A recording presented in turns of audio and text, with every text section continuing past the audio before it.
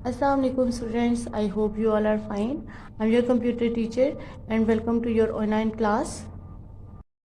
Let's open page number 34. Today we will discuss about the software development tools that are used to improve the system software and application software. उससे पहले हमने क्या पढ़ा था? हमने utility programme पढ़े थे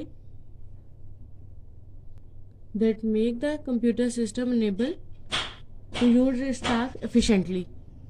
आज हम पढ़ेंगे software development tools. Software development tools are programs that are used to improve system और एप्लीकेशन सॉफ्टवेयर.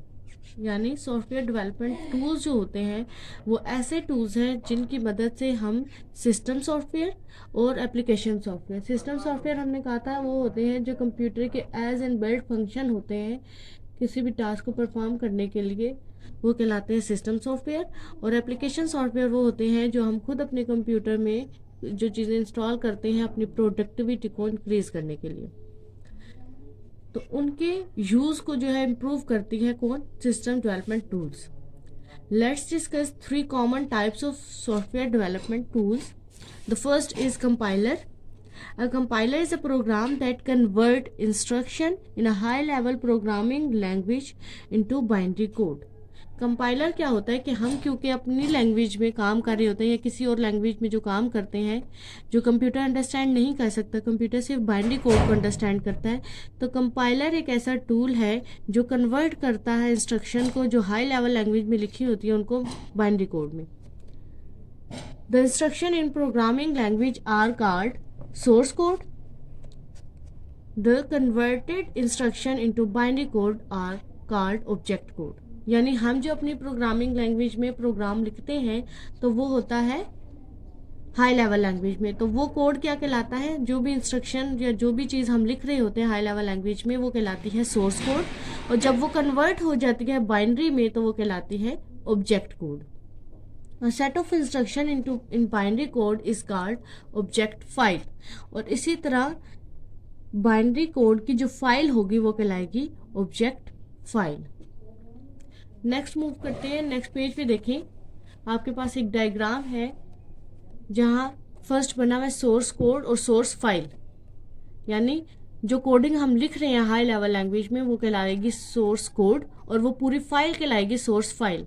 जब कंपाइलर से हम कंपाइल करेंगे और वो लैंग्वेज जो है बाइनरी लैंग्वेज में कन्वर्ट होगी यानी मशीन की लैंग्वेज में कन्वर्ट होगी तो वो कोडिंग कहलाएगी ऑब्जेक्ट कोड और वो फाइल कहलाएगी ऑब्जेक्ट फाइल. नेक्स्ट है लिंकर. लिंकर यानी लिंक क्रिएट करना. A compiler may produce 2 or more object file that have to be run or executed together. यानी लिंकर क्या करता है? जब 2 या 2 से ज़्यादा फाइल्स जो कंपाइलर क्रिएट करता है, जैसे एक फाइल ये नंबर 1 फाइल है और नंबर 2 है ये, ठीक है, दोनों ने कंबाइन आगे एग्जीक्यूट होना. एग्जीक्यूट का मतलब होता है रन होना, प्रोसेस में आना. तो पहली वाली सेम ये वाला वही प्रोसेस है कि फर्स्ट का सोर्स कोड है, कंपाइलर ने उसे कन्वर्ट किया ऑब्जेक्ट कोड में, और सेकंड वाले का भी सोर्स कोड था, कंपाइलर ने उसे कंपाइल करके ऑब्जेक्ट कोड में किया. अब इन 2 फाइल्स को इकट्ठा एग्जीक्यूट होना है तो लिंकर क्या करेगा? इन दोनों को पहले एक में कन्वर्ट करेगा देन उसको एग्जीक्यूट करेगा. तो यही लिखा हुआ है कंपाइलर में produce 2 or more object file. यानी कंपाइलर क्या करता है? 2 या 2 से ज़्यादा फाइल्स को क्रिएट करता है that have to be run और एग्जीक्यूटेड टुगेदर, जिन्होंने इकट्ठा एग्जीक्यूट होना है. A linker is a program that combine 2 or more related objected file into a single file. फिर लिंकर क्या करता है कि वो दोनों जो सिमिलैरिटीज रखती हैं, दोनों जो प्रोग्राम को ऑब्जेक्ट कोड को कंबाइन करता है एक फाइल में और उसको एग्जीक्यूट करता है. कंपाइलर का आपको मतलब समझ आ गया होगा कि सोर्स कोड यानी हाई लेवल लैंग्वेज उसे बाइनरी लैंग्वेज में कन्वर्ट करता है. लिंकर क्या करता है कि 2 या 2 से ज़्यादा फाइल्स को इकट्ठा करने के बाद उसको एग्जीक्यूट करता है यानी उन्हें लिंक करता है. अब आता है डिबगर.